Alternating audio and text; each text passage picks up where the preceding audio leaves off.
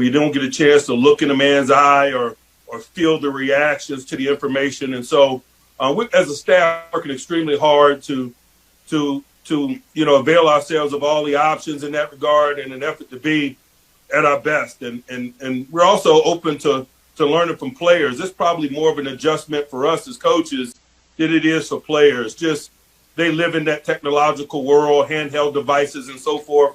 They appear to be extremely comfortable with it. I think there's less comfort from a coaching standpoint, but in an effort to deliver appropriate material and an effort to have them duly prepared, it has our attention and it is required. We'll be in that state again this week, and I think that's a significant thing for us just to get better here this second time around the track, if you will.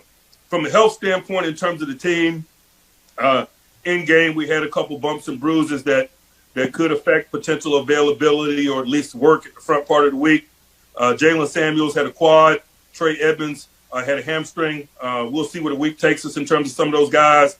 There is really, really big optimism in the potential return to two guys that have missed some time. Mike Hilton is back to work tomorrow, and we're excited about that. And Chris Wormley as well, who's missed a significant amount of time with his knee injury.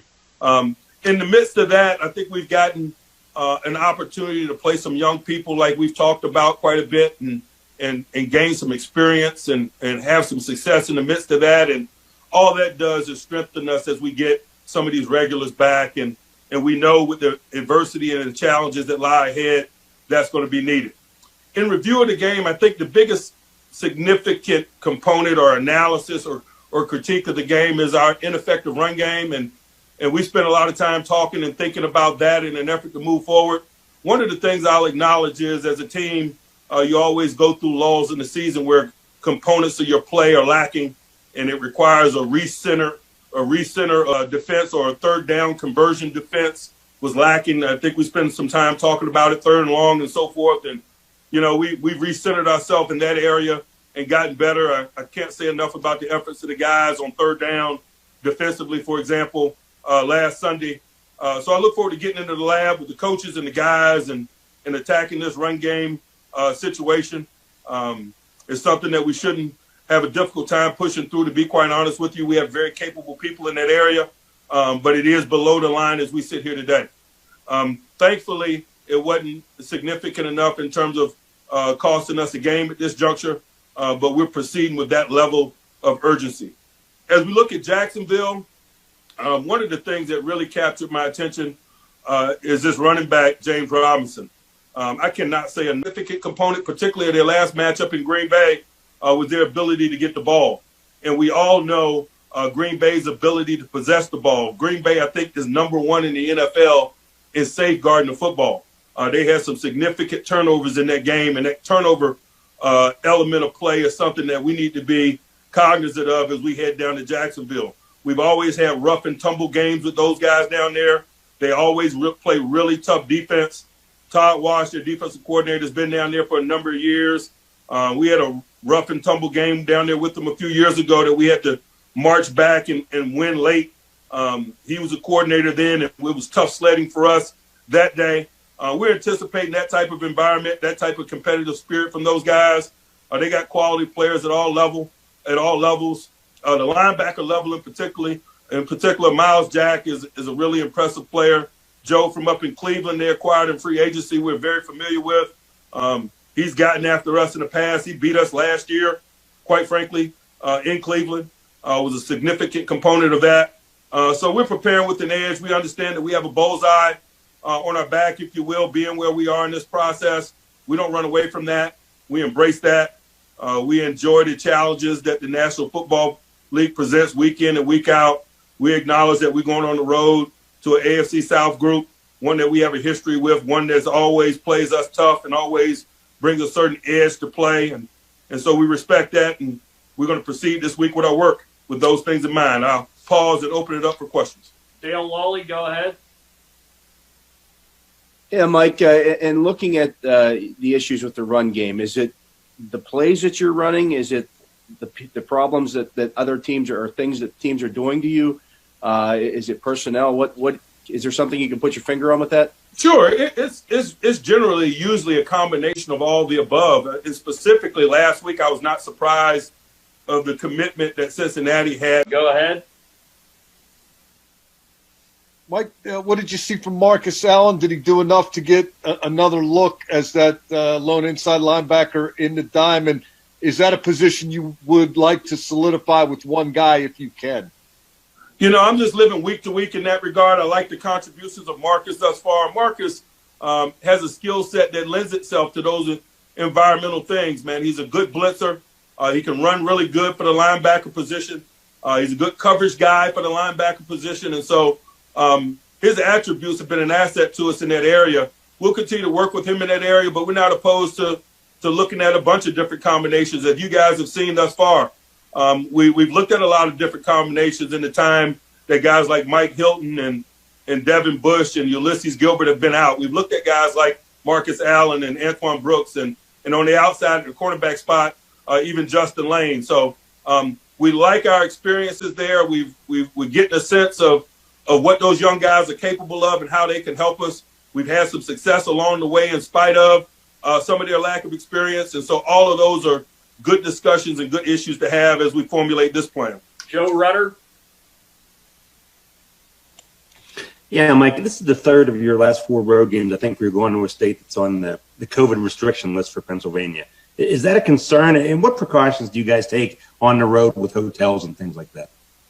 No added concern for me. I just got a great deal of belief in not only of the best practices outlined by the NFL offices, but our application of and the commitment that our organization has in terms of adhering to it and working to keep the guys as safe as we can.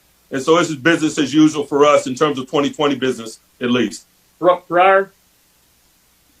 Yeah, Mike, have you found that the consistency in your messaging that you've had over the years, is it especially beneficial this year? You've talked about being light on your feet, making a plan, but being light on your feet. Is that what makes you guys so effective this season? I'm not going to pretend to believe that that's the reason. I'm hopeful that I have the group duly prepared and ready to anticipate the challenges and the twists and turns that is the journey. But that's just me doing my due diligence. Jim Colony. Yeah, Mike, without all the preseason, off-season work that you normally have with rookies, how do you explain how many contributions you've gotten from pretty much every draft? In terms of allowing them to answer the challenges of playing. Albie Oxenreiter. Hey, Mike, how are you? Good. Mike, Cam Sutton talked yesterday and suggested that coaching last week kind of helped in the avoiding a potential letdown. What have you done better, if you think that you've done better in any way, with preparing for teams that at least record-wise present the opportunity for a trap game? You know, I'm not into the trap game discussion. I understand that that's things that you guys like to talk about. But this is the NFL. And more than anything, the guys know my attitude regarding that. We are not a Big Ten team playing a MAC opponent this week. Every time we step into a stadium, we're playing professionals, players and coaches. And we got a ridiculous level of respect for that. And so, you know, write your story, man. Follow your storylines about trap games and things of that nature.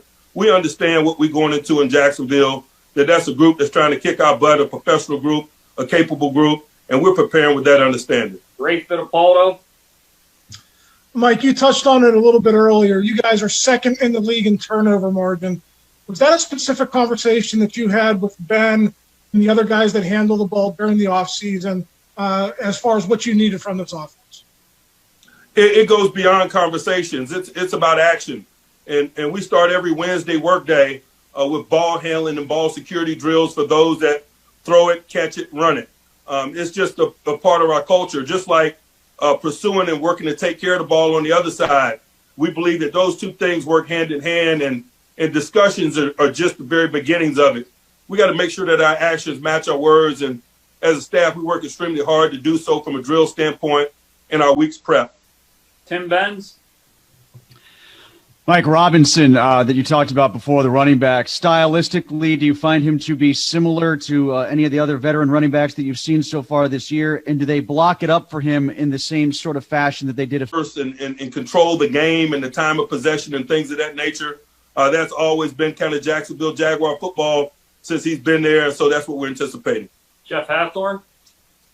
Mike, how key has forcing turnovers been to your 9-0 start, and what's allowed you to carry over that success from last year into this? You know, like I mentioned, we not only talk about it, but we drill it.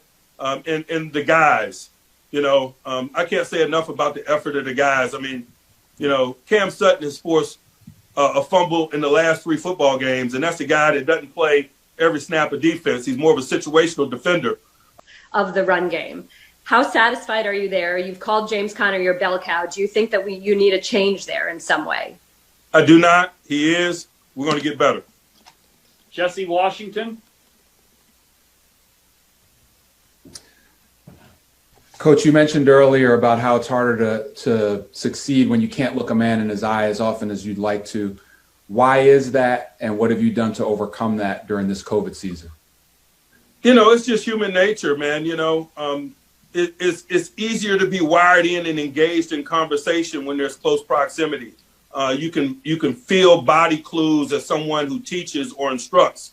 And so it gives you an indication of whether you need to move on a particular subject or repeat. And I think just as teachers, and that's what we are as coaches, you need that feedback, you need that feel, and it's challenging and difficult doing it via Zoom and things of that nature. But again, I'm not complaining. I'm just acknowledging, and I'm really trying to set a mentality for the week for us as a staff that we can get better in that area as we proceed into the second week of this. Mark Cavoli. Hey, Mike, sort of a subjective question here. Have you guys found an identity yet?